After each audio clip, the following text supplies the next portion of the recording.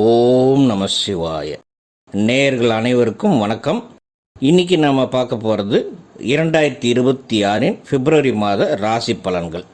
பிப்ரவரி மாதத்தில் முதல் தேதியில் கிரகநிலைகள் எப்படியெல்லாம் இருக்கும் என்பதை முதலில் பார்த்துவிட்டு அதன் பிறகு ராசிக்குள் செல்லலாம். மேசம் மற்றும் ரிஷப ராசியில் எந்த கிரகமும் இந்த மாதத்தில் இருக்காது. மிதுனத்தில் குரு இருக்கும். குரு வக்ர நிலையில்தான் இருக்கும் இந்த மாதம் முழுவதும். அடுத்து கடகத்தில் சந்திரன் ஆட்சி பலமாக மாத ஆரம்பத்தில் இருக்கும். சிம்மத்தில் கேது இருக்குது. கன்னி, துலாம், விருச்சகம் மற்றும் தனுசு ராசியில் எந்த கிரகமும் கிடையாது. மகர ராசியில் ஜனவரி மாதம் பெயர்ச்சியான 4 கிரகங்களான சூரியன், செவ்வாய், புதன் மற்றும் சுக்கிரன் இந்த மாத ஆரம்பத்திலும் அதே இடத்துல தான் இருக்குது. இதில் செவ்வாய் கிரகம் உச்சகதியில் இருக்குது. தன்னுடைய பார்வையால் கேதுவை அஷ்டமாக பார்க்கிறது. சூரியன் மகரத்தில் பகையாக இருக்கு. புதன் மற்றும் சுக்கிரன் சமநிலையில் நட்பாக இருக்கு. கும்பத்தில் ராகு கிரகம் உள்ளது. அதுவும் தன் சொந்த நட்சத்திரமான சதய நட்சத்திரத்தில் இருக்கு. அடுத்து மீனத்தில் சனி கிரகம் வக்கர நிலையெல்லாம் முடிந்து தன்னுடைய உத்திரட்டாதி நட்சத்திரத்திற்கு நகர்ந்துள்ளது. பிப்ரவரி மாதத்தில் 4ஆம் தேதி புதன் கும்ப ராசிக்கு நகரும். அடுத்து 6ஆம் தேதி வாக்கில் சுக்கிரனும் கும்பராசிக்குள்ளே போகும். சரியாக 13ஆம் தேதி சூரியனும் கும்பராசிக்குள்ளே நுழையுது. 17ஆம் தேதி சூரியன் ராகுவுக்கு பக்கத்தில் செல்வதால் அன்று இந்த வருடத்தோட முதல் சூரிய கிரகணம் ஏற்படும். அதோட சரியாக 23ஆம் தேதியில் உச்சநிலையில் இருந்த செவ்வாய் கும்பத்திற்கு பயிற்சி ஆகுது. இதே மாதத்தில் 26ஆம் தேதி மதியம் புதன் வக்ர நிலைக்கு மாறும்.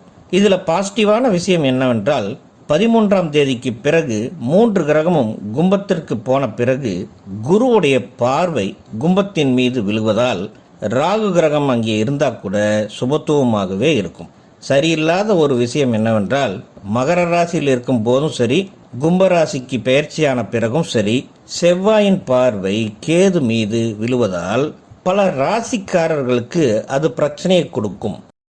உத்திராடம் 2, 3 மற்றும் 4ஆம் பாதத்திலும், திருவோணம் 4 பாதங்களும், அவிட்டம் முதல் 2 பாதத்திலும் பிறந்த மகர ராசி அன்பர்களே, உங்கள் ராசிநாதன் சனி கிரகம் 3ஆம் வீட்டில் வலுவாக இருப்பது ஒரு பெரிய பாசிட்டிவ் பாயிண்ட். குரு கிரகம் 6ஆம் வீட்டில் இருக்குது. கடன் மற்றும் ஆரோக்கியம் சம்பந்தப்பட்ட விஷயத்தில் கவனமாக இருப்பது நல்லது. இந்த மாதம் 4 கிரக சேர்க்கை ராசியிலேயே இருக்க பிப்ரவரி மாதம் ஆரம்பிக்கிறது. வேலைக்கு செல்லக்கூடிய மகர ராசி அன்பர்களுக்கு வேலை செய்யும் இடத்தில் உங்கள் செல்வாக்கு உயரும். புதிய பொறுப்புகள் உங்களுக்கு தேடி வரும். மேலதிகாரிகள் உங்கள் திறமையை அங்கீகரிப்பார்கள். வேலை தேடுபவர்களுக்கும் புது வேலை கிடைக்க வாய்ப்புகள் உள்ளது. தொழில் செய்பவர்களுக்கு தொழிலில் புதிய முதலீடுகள் செய்வதற்கு இது உகந்த மாதமாக இருக்கும். தகவல் தொடர்பு, போக்குவரத்து மற்றும் எழுத்துத்துறையில் இருப்பவர்களுக்கு லாபம் நன்றாக இருக்கும். வெளிநாடு தொடர்பான வேலைக்கு முயற்சி செய்து கொண்டிருப்பவர்களுக்கு சாதகமான செய்திகள் வரும். அரசு வேலையில் இருப்பவர்களுக்கு மேலிடத்திலிருந்து சில நன்மைகள் கிடைக்க வாய்ப்புள்ளது. பிப்ரவரி மாத இறுதியில் புதன் வக்ரகதியில் செல்வதால் பங்குச்சந்தை அல்லது பெரிய முதலீடுகளில் மிகவும் எச்சரிக்கையாக இருக்க வேண்டும். குடும்ப உறுப்பினர்களிடம் பேசும்போது கவனமாக இருப்பது அவசியம். தேவையற்ற வாக்குவாதங்கள் வரலாம். திருமணமான தம்பதிகளிடையே கூட சரியான புரிதல் இல்லாமல் மனக்கசப்புகளும் ஏற்படலாம். இதற்கு காரணம் ராசியில் 4 கிரகங்கள் ஒன்றாக அமர்ந்து திருமணஸ்தானமான 7ஆம் வீட்டை நேரடியாக பார்வை பார்ப்பதால். அதனால் கொஞ்சம் கவனமாக இருங்க. காதலிப்பவர்களுக்கு மாத ஆரம்பம் நன்றாக இருந்தாலும் பாதி மாதத்திற்கு பிறகு பேச்சில் மிகுந்த கவனம் தேவைப்படும்.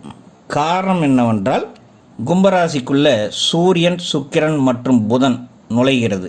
ராகுவுடன் இணையும் போது ஏதாவது ஒரு பாதிப்புகள் வரலாம். ஏனெனில் வாக்குஸ்தானம் பாதிக்கப்படும்.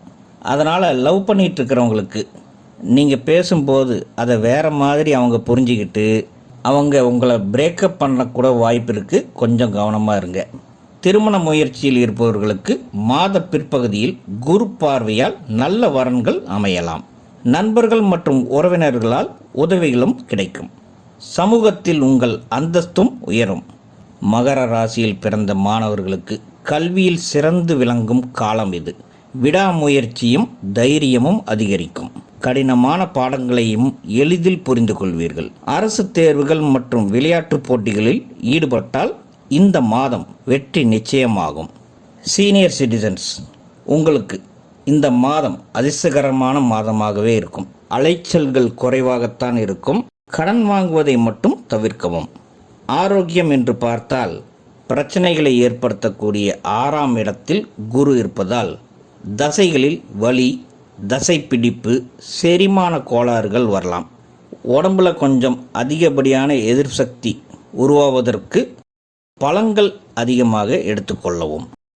அன்பர்களே, இதுவரை நான் உங்களுக்கு சொன்னது கோச்சாரம் ரீதியாக கிரகங்களோட மூமெண்ட்ஸ் வைத்து கணிக்கப்பட்ட ராசி பலனாகும். உங்கள் ஜாதகத்தில் லக்னம் ஒரு இடத்துலையும் ராசி இன்னொரு இடத்துலையும் வருகிறது என்றால் நீங்கள் ரெண்டையும் கம்பேர் பண்ணி தான் பலன் எடுத்துக்கணும். ஃபார் எக்ஸாம்பிள், நீங்கள் ரிஷப ராசியாக இருந்து கும்ப லக்னமாக இருந்தால் அந்த 2 ராசிகளுக்கான பலன்களையும் எடுத்து சேர்த்து வைத்து தான் ஒரு முடிவுக்கு வரணும். அது மட்டும் இல்லாமல் நான் இப்போ சொன்னது கோச்சாரம் ரீதியான பலன்கள் தான். உங்களுடைய தனிப்பட்ட ஜாதகத்தையும் அதில் நடக்கக்கூடிய தசாபுத்திகளையும் நீங்கள் கொஞ்சம் தெரிந்து வைத்து கொண்டிருந்தால் அது வைத்து கம்பேர் பண்ணி பார்த்து உங்களுடைய தனிப்பட்ட பலன்களை தெரிந்து கொள்ளலாம். நேயர்களே, அலர்மகள் அஸ்ட்ரோ சேனலை முதல் முறையாக பார்ப்பவர்களாக இருந்தால் சப்ஸ்கிரைப் பண்ணிக்கோங்க, லைக் பண்ணுங்கள், உங்களுடைய ஃப்ரெண்ட்ஸுக்கு ஷேர் பண்ணுங்கள்.